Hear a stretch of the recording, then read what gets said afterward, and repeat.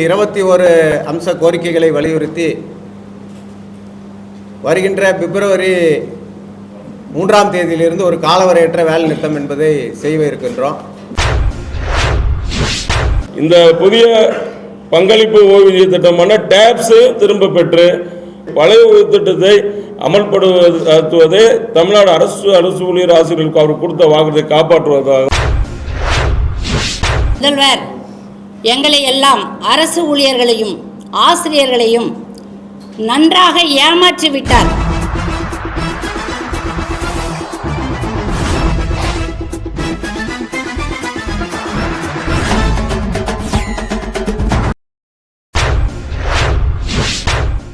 மூன்று 2/2026 முதல் காலவரையற்ற வேலை நிறுத்தம்.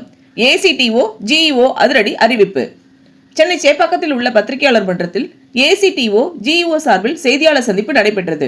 அப்பொழுது செய்தியாளர் சந்தித்த நிர்வாகிகள் செய்தியாளரிடம் கூறியதாவது: முதலமைச்சர் அவர்கள் எதிர்க்கட்சி தலைவராக இருந்தபோது எங்கள் போராட்டங்களில் கலந்து கொண்டு திமுக ஆட்சிக்கு வந்தவுடன் உங்கள் அனைத்து கோரிக்கைகளையும் நிறைவேற்றி தருவேன் என கூறினார். அதையே சட்டமன்ற தேர்தல் அறிக்கையிலும் வெளியிட்டு இருந்தார். ஆனால் ஆட்சி பொறுப்பேற்று இந்த 4.5 வருடங்களில் கொடுத்த வாக்குறுதி எதையும் நிறைவேற்றாமல் எங்களை ஏமாற்றிவிட்டார். அதனால் 2021 சட்டமன்ற தேர்தலின் போது திமுக அளித்த தேர்தல் வாக்குறுதியின்படி அரசு ஊழியர் ஆசிரியர்களின் கோரிக்கைகளை நிறைவேற்றிடுக என வலியுறுத்தி 3/2/2026 முதல் காலவரையற்ற வேலை நிறுத்தத்தில் ஈடுபட போவதாகவும், தங்கள் கோரிக்கை நிறைவேறாத பட்சத்தில் 2026 தேர்தலில் எதிர்க்கட்சி தலைவராக அமர்த்தப்படுவது உறுதி என்றும் தெரிவித்தனர். அரசு ஊழியர் மற்றும் ஆசிரியர் சங்கங்களுடைய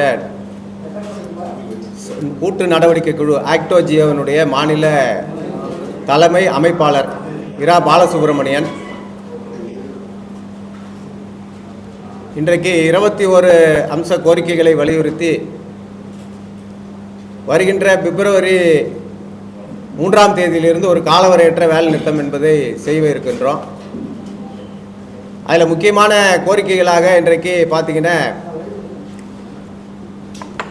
புதியதாக தமிழ்நாடு அரசாங்கம் அறிவித்திருக்கக்கூடிய டேப்ஸ்ன்னு சொல்லக்கூடிய தமிழ்நாடு உத்தரவாத ஓய்வூதிய திட்டம், அது 3ஆம் தேதி அன்றைக்கு முதலமைச்சர் அறிவித்த உடனே அன்றைய தினம் அனைத்து சங்கங்களும் ஜாக்டோஜியோ ஃபோட்டாஜியோ அனைத்து சங்கங்களுமே அந்த போராட்டத்தை உடனடியாக வாபஸ் வாங்கிட்டாங்க. ஆனால் நம்ம ஆக்டோஜியோவை பொறுத்த வரைக்கும் அதிலிருந்து வெளியேறிய அனைவரையும் இணைத்து போராட வேண்டும் என்று சொல்லக்கூடிய அமைப்புகளை அனைத்தையும் இணைத்து ஆக்டோஜியோ என்று ஒரு அமைப்பை உருவாக்கியிருக்கிறோம் மதுரையில் 10ஆம் தேதி அன்று. அதனுடைய நிகழ்ச்சியாக 4 முனைகளிலிருந்து, தமிழகத்தினுடைய 4 முனைகளிலிருந்து களியக்காவிளை, ராமேஸ்வரம், நீலகிரி, தருமபுரி 4 மாவட்டங்களிலிருந்து இந்த ஆக்டோஜியோவில் இருக்கக்கூடிய அனைத்து துறைவாரி சங்கங்களும் ஆசிரியர் சங்கங்களும் தலைவர்கள் எல்லாம் ஒன்றிணைந்து தமிழகம் முழுவதும் அனைத்து மாவட்டங்களிலும் அந்த பிரச்சார இயக்கத்தை 4 குழுக்களும் நடத்தி இன்றைய தினம் சென்னையில் அந்த பிரச்சார இயக்கம் 4 குழுக்களும் அனைத்து அலுவலகங்களையும் செய்து கொண்டிருக்கிறோம். நாளைய தினம் தமிழகத்தினுடைய அனைத்து மாவட்ட தலைநகரங்களிலும் வேலை நிறுத்த ஆயத்த மாநாடுகளை நடத்துவது என்று முடிவு செய்து அதற்கான வேலைகள் என்பது நடைபெற்று கொண்டிருக்கிறது. பிப்ரவரி 3ஆம் தேதியிலிருந்து காலவரையற்ற வேலை நிறுத்தம். தமிழக அரசாங்கம், தமிழக முதல்வர் அவர்கள் உடனடியாக இந்த போராட்டத்தை நடத்துவதா வேணாமா என்று முடிவு செய்ய வேண்டியது அவர்தான். உடனடியாக அழைத்து பேச வேண்டும், ஆக்டோஜியோவினுடைய தலைவர்களை அழைத்து பேச வேண்டும் என்பதை ஒரு கோரிக்கையாக முதல்ல வைக்கிறோம். இந்த டாப்ஸ் திட்டத்தை பொறுத்த வரைக்கும் அன்றைய தினம் நன்றி தெரிவிக்கும் போது நாம் நன்றி தெரிவிக்க முடியாதுன்னு வெளியேறணும். வெளியேறி இன்றைக்கு நம்மளோடு இருக்கக்கூடியவர்கள் அனைவரையும் போராட்டத்திலே கொண்டு வந்திருக்கிறோம். இன்றைக்கு கூட சத்துணவு அங்கன்வாடி சங்கங்களுடைய கூட்டமைப்பு சார்பாக அவங்க நம்மளோட தான் இருக்காங்க. இன்றைக்கு முதல்வரை சந்தித்து பெருந்திரள் முறையீடு இயக்கம் என்பதை இன்றைக்கி நடத்தின்னு இருக்கிறாங்க. அதை கூட இன்றைக்கு அரசாங்கம் அழைத்து பேசுவதற்கு தயாராக இல்லை. இன்றைக்கி அவங்க மறியலில் அங்கே சிந்தாதிரிப்பேட்டை ரயில்வே ஸ்டேஷன் எதிரில் எல்லாம் உட்காந்துட்டாங்க. அப்போ தமிழகம் முழுவதும் ஒரு 15,000க்கும் மேற்பட்ட ஊழியர்கள் இன்றைக்கு பெண் ஊழியர்கள் வந்திருக்கிறாங்க. அவர்களுடைய கோரிக்கை என்பது தேர்தல் கால வாக்குறுதியில் அவர் சொல்லியிருக்கிறார். நான் ஆட்சிக்கு வந்தவுடனே தொகுப்பூதியம், மதிப்பூதியம், சிறப்பு காலமுறை ஊதியத்தில் இருக்கக்கூடியவர்கள் அனைவரையும் கிட்டத்தட்ட 16 பிரிவுகள் இருக்காங்க. அதில் சத்துணவு, அங்கன்வாடி, ஊர்ப்புற நூலகர்கள், எய்ட்ஸ் கட்டுப்பாட்டு ஊழியர்கள், காச நோய் பணியாளர்கள், மக்கள் நலப் பணியாளர்கள், இப்படி 17 கேட்டகரி இருக்காங்க. அவர்கள் அனைவரையும் நான் காலமுறை ஊதியத்திலே கொண்டு வருவேன் என்று தேர்தல் கால வாக்குறுதியில் அவர் சொல்லியிருக்கார். அதே போல் பழைய ஓய்வூதிய திட்டத்தை தான் கொண்டு வருவேன்னு சொன்னார். இன்றைக்கு தமிழகத்தில் எங்கேயுமே இது இந்திய அளவில் எங்கேயுமே இந்த திட்டம் என்பது கிடையாது, இது போல் திட்டம் என்பது கிடையாது. இப்போ புதியதாக கொண்டு வந்து அதை இந்த அறிமுகப்படுத்திட்டு அதில் 10% என்பதை ஏற்கனவே இருந்த புதிய ஓய்வூதிய திட்டத்தில் 10% ஊழியர்களிடமிருந்து மாதம் பிடித்தம் செய்யப்படும், 10% அரசாங்கம் போடணும். இது ரெண்டுத்தையும் இணைத்து PFRDAன்னு சொல்லக்கூடிய ஓய்வூதிய ஒழுங்காற்று ஆணையம் என்று சொல்லக்கூடிய அந்த ஆணையத்தில் ஒப்படைக்கணும். இதுதான் சிபிஎஸ்னுடைய கண்டிஷன். அதுதான் 2003 இன்றைய வரைக்கும் இது வரைக்கும் அரசாங்கம் 10% போடவே இல்லை. அரசு ஊழியர்களிடமிருந்து சிபிஎஸ்ல இருக்கிற 6.25 லட்சம் பேரிடமிருந்து வசூல் செய்யப்பட்ட தொகை என்பது 80,000 கோடி ரூபாய்க்கு மேலே இன்றைக்கு 22 ஆண்டுகளாக சேர்ந்திருக்கு. இப்போ இந்த 22 ஆண்டுகளாக சேர்ந்த அந்த தொகையை இன்றைக்கு இதில் LICயில் இன்வெஸ்ட் பண்ணி முதலீடு செய்து அதிலிருந்து ஒரு தொகையை வாங்கியிருக்கிறாங்க, லோனாக வாங்கி இன்றைக்கு திட்டங்களுக்கு செலவு செய்து கொண்டிருக்கிறாங்க. இப்போ எங்களுக்கு என்ன கேள்வி வந்திருக்குதுன்னா, இன்றைக்கு இதை மறைப்பதற்காக இப்போ எல்லாமே கேள்வி கேட்க ஆரம்பிச்சிட்டாங்க. இதை மறைப்பதற்காக இந்த புதிய திட்டத்தை அறிமுகப்படுத்தியிருக்கிறார்கள் என்று தான் நாங்கள் நினைக்கிறோம். உத்தரவாத ஓய்வூதிய திட்டம், இதில் அரசாங்கம் இனி 10% போடாது, அது தெளிவாக முடிவாயிடுச்சு. ஆனால் 10% ஊழியர்களிடமிருந்து பிடித்தம் செய்ய வேண்டிய 10% அப்படியே தொடருது. இப்போ என்னுடைய பையிலிருந்து 10% மாதம் பிடித்தம் செய்து நான் 20 வருஷம் 25 வருஷம் கழித்து ரிட்டையர்ட் ஆகிறேன்னா எனக்கே திருப்பி அந்த பணத்தை கொடுக்குறாங்க. இதை அவங்களே செஞ்சுக்கலாம், இண்டிவிஜுவலே அரசு ஊழியரே அவரே செஞ்சுக்கலாம். 10% மாதம் ஒரு ஸ்மால் சேவிங் மாதிரி அவரே செஞ்சுக்கலாம். அதை அரசாங்கம் செய்ய வேண்டிய அவசியம் இல்லை. இந்த திட்டம் என்பது ஏற்புடையதல்ல. பழைய ஓய்வூதிய திட்டத்தை அவர் உடனடியாக கொண்டு வர வேண்டும் என்பது தான். இந்திய அளவில் இன்றைக்கு நிதி நிலைமையில் பார்த்தீங்கன்னா தமிழகம் 5வது இடத்துல இருக்குது, ராஜஸ்தான் மாநிலம் 17வது இடத்துல இருக்குது.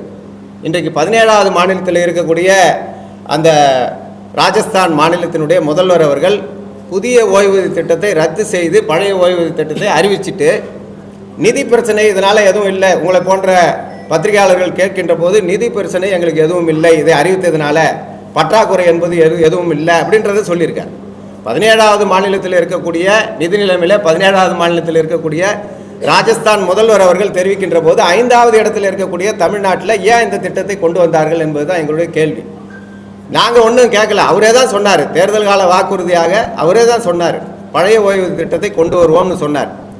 அதே போல் இந்த தொகுப்பூதிய மதிப்பூதிய சிறப்பு காலமுறை ஊதியத்தில் இருக்கிறவர்கள் அனைவரையுமே நான் எல்லாரையுமே காலமுறை ஊதியத்தில் கொண்டு வருவேன்னு அவர் தான் சொன்னார் தேர்தல் கால வாக்குறுதியில். ஆனால் இன்றைக்கு எதுவுமே நடக்கலை. அதே போல் கிட்டத்தட்ட 4.5 லட்சத்திற்கும் மேற்பட்ட காலி பணியிடங்கள் என்பது இருக்குது தமிழகத்தில், அனைத்து துறைகள்லையும் இருக்குது. இன்றைக்கு பணி பளு என்பது கூடி போயிருக்குது. எல்லாரும் பார்த்தீங்கன்னா கிட்டத்தட்ட ஒரு ஆள் 2 வேலை 3 வேலையை செய்யக்கூடிய நிலைமை என்பது இருக்குது. இப்போ இதையெல்லாம் காலமுறை ஊதியத்தில் அனைத்து பணியிடங்களையும் நிரப்ப வேண்டும் என்று காலங்காலமாக நாங்களும் கோரிக்கை வச்சுருக்கிறோம். இது வரைக்கும் நிரப்பப்படலை. இப்போ பார்த்தீங்கன்னா 2030க்குள்ளே ஒரு 88,000 பேர் ரிட்டையர்ட் ஆகிறாங்க 2030க்குள்ளே. அவங்க யாருன்னு பார்த்தீங்கன்னா பழைய ஓய்வு திட்டத்தில் இருக்கிறவங்க மேக்சிமம் அவங்க தான் இருக்கிறாங்க. இப்போது அதிகமாக எல்லாமே சிபிஎஸ் தான் எல்லா அலுவலகத்திலையும். இன்றைக்கு நாங்கள் தமிழகம் முழுவதும் பிரச்சார இயக்கம் போய் வருகின்ற போது அனைத்து அந்த புதிய ஓய்வூதிய திட்டத்தில் இருக்கக்கூடிய சிபிஎஸ் ஊழியர்கள் அனைவரும் கொந்தளித்து போயிருக்காங்க. அரசாங்கத்திற்கு எதிராக கடுமையான கோபத்தில் இருக்கிறாங்க. இதை முதல்வர் புரிந்து கொள்ளணுன்றதான் நாங்கள் சொல்கிறோம். இன்றைக்கு இப்போ எல்லாருமே இனிப்பு வழங்கியவர்கள் எல்லாம் உங்களுக்கு தெரியும். அங்கே போய் முதலமைச்சருக்கு இனிப்பு கொடுத்தாங்க, அவர் இனிப்பு ஊட்டினாரு, எல்லாம் வாங்கிட்டு வந்துட்டாங்க. ஆனால் இன்றைக்கு தலைமைச் செயலகத்தில் என்ன நடக்குது, அந்த தலைவருக்கு நெருக்கடி என்பது ஏற்பட்டிருக்கு வெங்கடேசனுக்கு.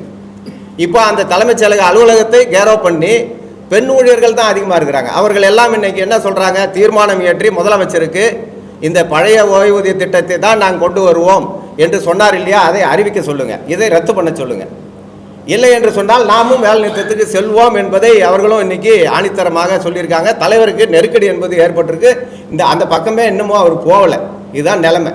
இதுதான் தமிழகம் முழுவதும் இருக்கக்கூடிய நிலைமை. இன்னும் கூட எங்களுக்கு இன்னொரு சந்தேகம் என்ன வருகிறது என்று சொன்னால், இந்த திட்டம் ஒரு அறிவித்த உடனே ப்ரெஸ் ரிலீஸ் எப்பவுமே வெளியிடுகின்ற போது தமிழக அரசாங்கம் அதற்கான அரசாணையை முழு வடிவத்தில் எப்பவுமே தயாராக வச்சுருந்து அடுத்த ஒரு 2 நாளில் வெளியிடுவாங்க. இதுதான் எல்லா விஷயத்துலையும். இன்றைக்கு அரசு அவங்க அறிவிச்சிட்டு அந்த ப்ரெஸ் ரிலீஸ் கொடுத்துட்டு அதுக்கப்புறம் ஒரு வாரம் கழித்து இன்றைக்கி ஜிஓ போட்டிருக்கிறாங்க, அரசாணை போட்டிருக்காங்க. அந்த அரசாணையில் என்ன சொல்லியிருக்கிறாங்கன்னா, அந்த நிதித்துறையினுடைய செயலாளர் உதயச்சந்திரன் அவர்கள் என்ன சொல்கிறாருன்னா, இது சம்பந்தமாக ஒவ்வொரு இதுக்கும் அமெண்ட்மெண்ட்டு ரூல் எல்லாமே தனித்தனியாக வரும், இனிமேல் தான் வரும்ன்றார்.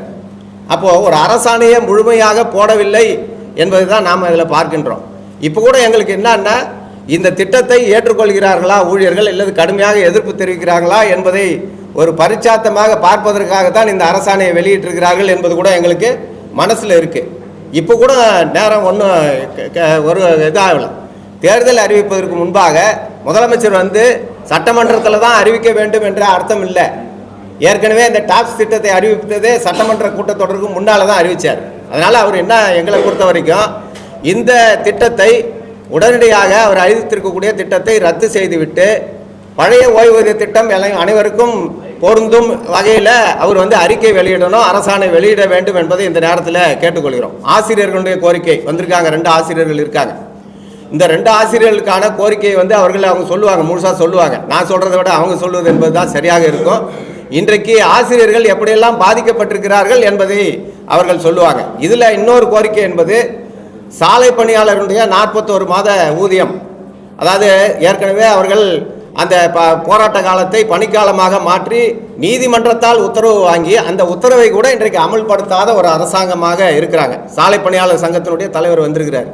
41 மாதம் அவர்களுக்கு சர்வீஸில் எடுத்துக்கணும், அவ்வளோதான். ரிட்டையர்ட் ஆகிறப்போ அவங்கள அந்த சர்வீஸில் எடுத்துக்கணுன்றத நீதிமன்றத்தில் சொன்னதை கூட இன்றைக்கு நிறைவேற்றவில்லை அரசாங்கம் என்பதைத்தான் நாங்கள் பார்க்கின்றோம். ஆகவே தயவுசெய்து மாண்புமிகு முதல்வர் அவர்கள் உடனடியாக ஆக்டோஜியோவினுடைய நிர்வாகிகளை அழைத்து பேசி நியாயமாக இந்த கோரிக்கைகளை நிறைவேற்ற வேண்டும். அப்படி இல்லை என்று சொன்னால் இதற்கான போராட்டங்களை நாங்கள் தொடர்ச்சியாக நடத்துவோம். இதில் யாரெல்லாம் இருக்காங்கன்னா, இந்த சிபிஎஸ் ஒழிப்பு இயக்கம் என்பது அவர்கள் இன்றைக்கு இந்த போராட்டத்தில் 3-2 ஸ்ட்ரைக்குன்னு சொல்லிட்டாங்க, காலவரையற்ற வேலை நிறுத்தம். அரசு ஊழியர் சங்கம் அதனோடு இருக்கக்கூடிய துறைவாரி சங்கங்கள் 18க்கு மேற்பட்ட துறைவாரி சங்கங்கள், பொது சுகாதாரத்துறை, வணிக வரித்துறை, ஊரக வளர்ச்சித்துறை, இப்படி இருக்கக்கூடிய சங்கங்கள் அனைத்துமே இன்றைக்கு 3ஆம் தேதியிலிருந்து காலவரையற்ற வேலை நிறுத்தத்தில் செல்ல இருக்கிறாங்க. அதே போல் ஆசிரியர்கள் சங்கங்கள் இன்றைக்கு வந்திருக்கிறாங்க. இவங்கெல்லாம் வந்து ஜாக்டோஜியோவிலிருந்து இருக்கக்கூடிய ஆசிரியர் சங்கம் அவங்க வந்திருக்கிறாங்க. இப்போ அவர்கள் கூட இன்றைக்கு போராட்டத்தில் 3ஆம் தேதியிலிருந்து காலவரையற்ற வேலை நிறுத்த போராட்டத்தில் கலந்து கொள்ள இருக்கிறார்கள் என்பதை தெரிவித்துக் கொள்கிறோம். அரசாங்கம் மீண்டும் சொல்வதெல்லாம் முதலமைச்சர் உடனடியாக அழைத்து பேசி இந்த கோரிக்கைகளை தீர்த்து வைக்க வேண்டும் என்பதை இந்த நேரத்தில் கேட்டுக்கொள்கிறோம். நன்றி. ஆரோக்கியதாஸ், மாநில இணையமைப்பாளர் ஆக்டோஜியோ, மாநில தலைவர் தமிழ்நாடு அனைத்து ஆசிரியர் முன்னேற்ற பேரவை. இன்றைக்கு தமிழ்நாட்டில் ஆசிரியர்கள் வந்து மிகவும் கடுமையான மன உளைச்சலுக்கும் மிகப்பெரிய சவாலுக்கும் ஆளாகியுள்ளனர். ஏன்னா அரசினுடைய கவனக்குறைவு, அரசினுடைய பாராமுகம். ஏன்னா கடந்த தேர்தலில் அளித்த வாக்குறுதிகளில் 311 இடைநிலை ஆசிரியர்களுடைய ஊதிய முரண்பாடு களைவது, சம வேலைக்கு சம ஊதியம். இந்தியாவிலேயே மற்ற மாநிலங்களை விட தமிழ்நாட்டில் தான் இடைநிலை ஆசிரியர்களுக்கு மிக குறைவான ஊதியம் வழங்கப்படுது. தமிழ்நாடு வந்து கல்வியிலேயே நாட்டிலேயே முதன்மை மாநிலம்னு பெருமை பேசுகிறார் முதல்வர். கடந்த 36 நாட்களாக உங்களுக்கு தெரியும், நீங்கள் அதை கவர் பண்ணிட்டு தான் இருக்கிறீங்க. ஒரு கொரில்லா போர் முறையை வந்து கையாளுறாங்க இடைநிலை ஆசிரியர்கள். காரணம் என்ன அப்படின்னா, அந்த அளவுக்கு அவர்களுடைய வலி. கடந்த 16 ஆண்டுகளாக அவர்கள் வந்து மிக வறுமையில் தான் இருக்காங்கன்னு சொல்ல முடியும். பேருக்கு தான் நிரந்தர ஆசிரியர்களாக இருக்காங்களே ஒழிய அவங்களுடைய தேவைகளை, குடும்ப தேவைகளை பூர்த்தி செய்ய முடியல. அந்த அளவுக்கு மிகவும் குறைவான ஊதியத்தில் பணிபுரிகிறாங்க. அவர்களை அழைத்து அவர்களுடைய ஊதிய முரண்பாட்டை உடனடியாக சரி செய்யணும். கடந்த 1 மாதத்திற்கு மேலாக குழந்தைகள் 1 to 5 வகுப்பு மாணவர்களுடைய கல்வி வந்து மிகவும் பாதிக்கப்பட்டது. இதை பற்றி அரசு வந்து கிஞ்சிட்டு கவலை இல்லை அப்படிங்கிறத குற்றச்சாட்டை வைக்கிறோம்.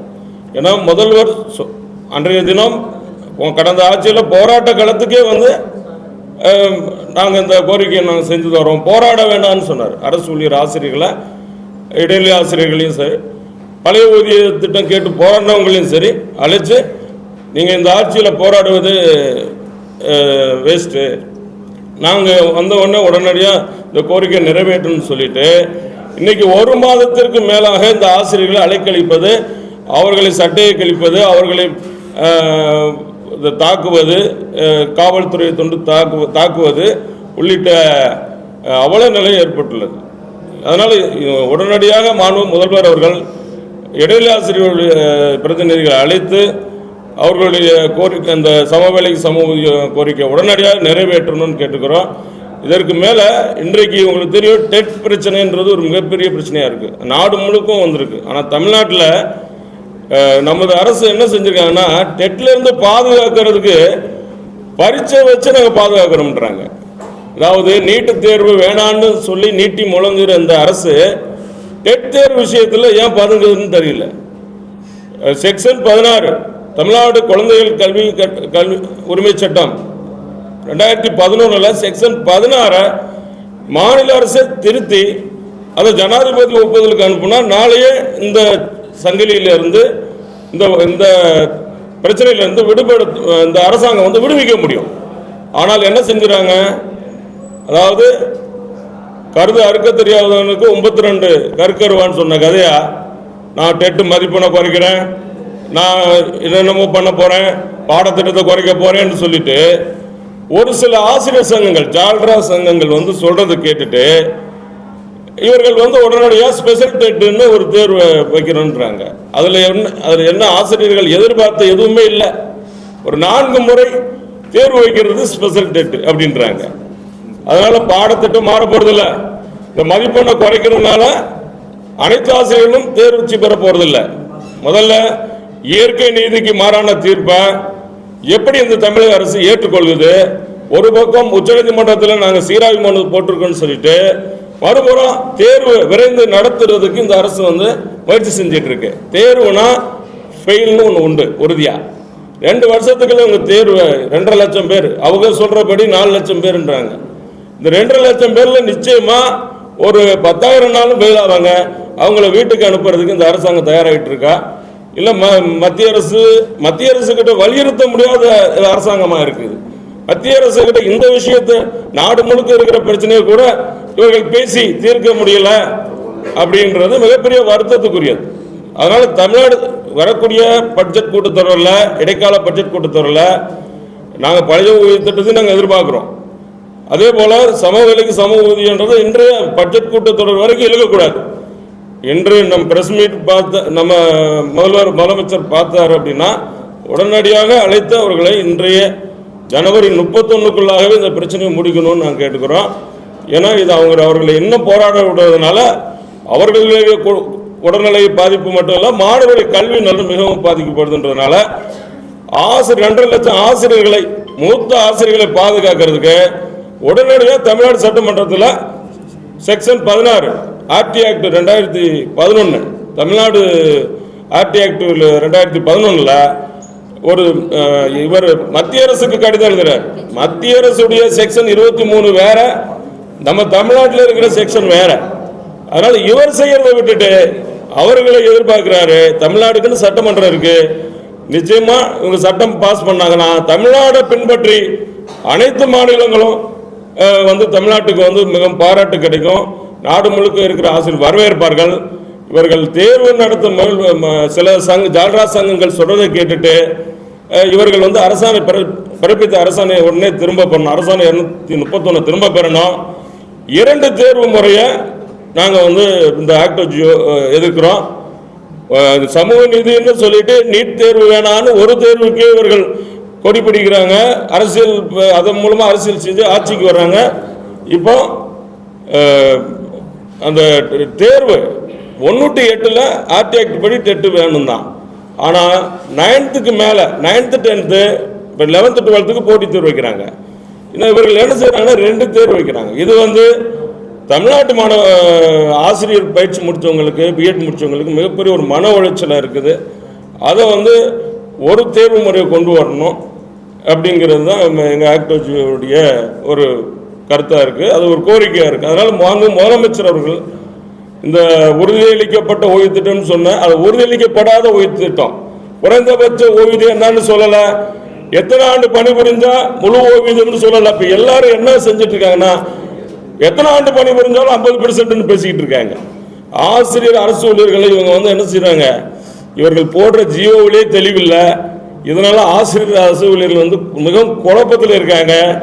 ஆசிரியர்களுக்குள்ளேயே விவாதத்தை உருவாக்கி இருக்காங்க. ஆசிரியர் அரசு ஊழியர்களுக்கிடையே குழப்பம் விளைவிக்கும் ஒரு அரசாணையாக தான் இருக்கு, குழப்பம் விளைவிக்கும் ஒரு திட்டமாக தான் இருக்கு. ஆகவே இந்த புதிய பங்களிப்பு ஓய்வூதிய திட்டமான டேப்ஸ் திரும்ப பெற்று தேர்தல் வாக்குறுதிப்படி 309 படி பழைய ஓய்வு திட்டத்தை அமல்படுத்துவதே தமிழ்நாடு அரசு ஊழியர் ஆசிரியர்களுக்கு அவர் கொடுத்த வாக்குறுதியை காப்பாற்றுவதாகும் என்பதை நான் இந்த நேரத்தில் பதிவு செய்து கொள்கிறேன். ஆக்டிவிட்டியுடைய மாநில ஒருங்கிணைப்பாளர், அனைத்து மகளிர் ஆசிரியர் சங்க மகளிர் அணி தலைவி. அதாவது நம்முடைய முதல்வர் எங்களை எல்லாம் அரசு ஊழியர்களையும் ஆசிரியர்களையும் நன்றாக ஏமாற்றி விட்டார். ஒவ்வொரு முறையும் உங்களுக்கு நாங்கள் அத்தனை உதவிகளையும் செய்வோம், ஏன் பழைய ஓய்வூதிய திட்டத்தை உங்களுக்கு தருவோம், நீங்கள் போராட வேண்டாம் என்று பழைய ஆட்சியில் நேரடியாகவே வந்து தோள் மீது கை வைத்து எங்களுக்கு ஆதரவு அளித்த முதல்வர் தேர்தல் முடிந்து முதல்வரானவுடன் எங்களுக்கு ஏமாற்றத்தை கொடுத்தார். முதலில் எங்களுக்கு ஒரு மாநாடு ஒன்றை ஏற்பாடு செய்தார்கள் இந்த தீவுத்திடலில். அந்த தீவுத்திடல் மாநாடு என்னவென்றால், அவர் பேசுகிறார், நம்முடைய தமிழக முதல்வர் என்ன சொல்கிறார், உங்களால் தான் நான் முதலமைச்சராக ஆனேன், உங்களுடைய வாக்குகள் தான் சில இடங்களில் போல் பண்ணுவதற்கு முன்னாகவே நாங்கள் லீடிங்கில் இருந்தோம் என்று வாழ்வாதார கோரிக்கை என்று அனைத்து ஆசிரியர்களும் அனைத்து மாவட்டத்திலும் அப்பவே எங்களுக்கு பெரிய ஏமாற்றத்தை தந்த முதல்வர் 4 வருடங்களாக எங்களுக்கு ஒன்றும் செய்யாமல் ஆட்சி களைகின்ற இந்த 3-4 மாதங்களுக்கு முன்பு ஆசிரியர் சங்கங்களை அழைத்து பேசி போராடுகிறோம் என்றால் போராட வேண்டாம், உங்களுக்கு அனைத்தும் செய்கிறோம் என்று ஜாக்டோ ஜியோவின் அமைப்பில் இருந்த அனைவரையும் அழைத்து பேசி அவர்களை மழுங்க வைத்து அவர்களுக்கு என்ன ஜீவோ கொடுக்கிறார்கள் என்றே தெரியாது, அவர்களை ஸ்வீட்டோடு உட்கார வைத்து அவர்கள் கொடுத்த ஜீவோவை இவர்கள் ஏற்றுக்கொண்டு விட்டிருக்கார்கள். ஆனால் இந்த ஜீவோ இது பழைய ஓய்வூதிய திட்டத்திற்கும் இதற்கும் எந்த சம்பந்தமும் இல்லை. புதிய ஓய்வூதிய திட்டத்தை விட இது குழப்பமாக உள்ளது. 10% பிடித்தம் தேவையா? இது நீங்கள் சொன்னது என்ன, நீங்கள் கூறியது என்ன? நீங்கள் எங்களிடம் வாக்கு வாங்குவதற்கு முன்னர், முதலமைச்சர் ஆவதற்கு முன்னர் எங்களுக்கு என்ன வாக்களித்தீர்கள்? பழைய ஓய்வூதிய திட்டம் அரசு ஊழியர்களுக்கும் ஆசிரியர்களுக்கும் தருவோம் என்று வாக்களித்த உங்களால் எங்களுக்கு ஏமாற்றம் அளித்துள்ளீர்கள். நீங்கள் என்ன நினைத்து இந்த ஜிஓவை அளித்து எங்களுக்கு பென்ஷன் கொடுத்ததாக இனிப்பு வழங்கி தலைவர்கள் கொண்டாடினார்களோ, இது என்ன எதிர்பார்த்தாரோ முதலமைச்சர், அது அவருக்கு கண்டிப்பாக இந்த தேர்தலில் பின்னடைவு ஏற்படும். அரசு ஊழியர் ஆசிரியர்கள் ஒவ்வொருவர் வீட்டிலும் மன நிம்மதியற்று மனதில் இடைநிலை ஆசிரியர்களை எல்லாம் தூக்கி போட்டு சிறையில் அடைத்தீர்களே, நியாயமாயுது? சட்டமன்றத்தில் எதிர்க்கட்சி தலைவர் கேட்கிறார், எஸ்மா சட்டம் போட்டு உள்ளே வைத்தீர்கள் என்று. ஆனால் நம்முடைய தமிழக முதல்வர் என்ன கூறுகிறார்? இனிப்பு வழங்கினார்கள், 23 ஆண்டுகளாக முடிந்த பிரச்சனையை நான் தீர்த்து வைத்து விட்டேன். எப்படி? இடைநிலை ஆசிரியர்களை எல்லாம் தூக்கி சிறையில் வைத்தா? ஸ்மார்ட் சட்டத்தை விட மோசமாக நடத்தியா? இது மனசாட்சிக்கு விரோதமான ஒரு செயல். அதனால் ஆசிரியர்களுடைய ஒவ்வொருவர் மனதிலும் அடியாக விழவில்லை, இடியாக விழுந்துள்ளது. தற்பொழுது ஓய்வு பெற்ற ஆசிரியர்கள் இத்தனை ஆண்டு காலம் பணிபுரிந்தோம், நமக்கு ஒரு ஓய்வு பணம் வருகிறது, அதை வைத்து நம் குழந்தைகளை பார்க்கலாம், நம் ஒரு வீடு வாங்கலாம், நம் எதிர்காலம் நமக்கு இருக்கிறது என்று நினைத்து இருக்கும் ஆசிரியர்கள் எவ்வளவு போராடி வாங்கி இந்த பழைய பென்ஷனை இருக்கும் மத்தியில் ரிட்டையர் ஆன உடனே நம்ம செத்து போயிடுவோமா, அந்த ஹார்ட் அட்டாக்லேயே நம்ம உயிரை விட்டுருவோமான்ற நிலைமையை தான் நம் தமிழக முதல்வர் கொண்டு வந்து இப்பொழுது வைத்துள்ளார். அவர்களுக்கு அதிகாரிகளும் நிதி அமைச்சர்களும் மற்றவர்களும் என்ன அவருக்கு எடுத்து சொன்னார்கள், அவர் எந்த நிலையில் இதை அறிவித்தார் என்று தெரியவில்லை. ஆனால் மறுபரிசீலனை செய்து இந்த 3ஆம் தேதிக்குள் ஆக்டர் ஜீவனுடைய தலைவர்களையும் அனைவரையும் அழைத்து பேசி போட்ட இந்த ஜிஓவை கேன்சல் செய்துவிட்டு எங்களுக்கு ஒன்றே ஒன்று வாழ்வாதார கோரிக்கையில் வந்து ஏமாந்து போன மாதிரி போகாமல் இந்த பிரஸ் மீட் மூலமாக அவருக்கு தாழ்மையுடன் இல்லை அதிகாரத்துடன் அவர் எங்களுக்கு இந்த பழைய ஓய்வூதிய திட்டத்தை தர வேண்டும். புதிய ஓய்வூதிய திட்டத்தை கண்டிப்பாக ரத்து செய்ய வேண்டும். அவ்வாறு அவர் ரத்து செய்யவில்லை என்றால் அனைத்து மகளிர் ஆசிரியர் சங்கத்தின் மூலமாக போராட்டங்களும் உண்ணாவிரதங்களும் கண்டிப்பாக நடைபெறும். இதுவரையில் நாங்கள் பொறுமையாக இருந்தோம். சரி, ஏதோ நடந்துவிட்டது, மாறும் என்றால் அது மாற்றத்திற்கு மாறாக இதற்கு நன்றி அறிவிப்பு மாநாடு என்று வேற கேள்விப்படுகிறோம். இதுக்கு யாரும் நன்றி அறிவிப்பு தருவதாக தலைவர்களை தவிர வேறு யாரும் இல்லை. ஒவ்வொரு ஆசிரியர் வீட்டிலும் அடுப்பில் உலை குதிப்பது போல மணலை குதித்து கொண்டிருக்கிறது. பெண் ஆசிரியர்கள்லாம் வெளியே வர முடியலை என்று நினைக்க வேண்டாம். குழந்தைகளோடு வரிசையாக வந்து அமர்ந்து விடுவார்கள். அதனால் தமிழக அரசு கவனத்தில் கொண்டு அடுத்து வரும் தேர்தலில் எதிர்க்கட்சியாக அமர முடியாமல் இதை ஆசிரியர்கள் இதற்கு முன்னாடியே கூறியது தான். நாங்கள் இப்பொழுது ஆசிரியர் சங்கத்தின் மகளிர் அணி மூலமாக கூறுகிறோம், எதிர்க்கட்சி தலைவராக ஆகாமல் தொடர்ந்து முதலமைச்சராக வர வேண்டும் என்று எங்களுக்கும் ஆசைதான். இந்த ஏதோ ஒன்று நடந்துவிட்டது, இதை கேன்சல் செய்துவிட்டு எங்களுக்கு பழைய ஓய்வூதிய திட்டத்தை கொடுக்க வேண்டும் என்று தாழ்மையுடன், ஏன் அவரை மன்றாடி அவரை இன்னும் எப்படி கேட்க வேண்டும் என்று அவர் நினைக்கிறாரோ நாங்கள் கேட்கிறோம். எங்களுக்கு தேவை எங்களுடைய வாழ்வாதார கோரிக்கை. மாநாடு நடத்தி அந்த மாநாட்டில் எங்களுக்கு வாக்களித்த முதல்வர் கண்டிப்பாக எங்களுக்கு தர வேண்டும் என்பது நாங்கள் அனைவரும் எதிர்பார்ப்பது. அதனால் எங்களுக்கு முதல்வர் நல்ல பதிலை அளிப்பார் என்று நாங்கள் எதிர்பார்த்து கொண்டிருக்கிறோம். நன்றி, வணக்கம். இந்த வீடியோ உங்களுக்கு பிடிச்சிருந்தா லைக் பண்ணுங்க, கமெண்ட் பண்ணுங்க, ஷேர் பண்ணுங்க, சப்ஸ்கிரைப் பண்ணுங்க.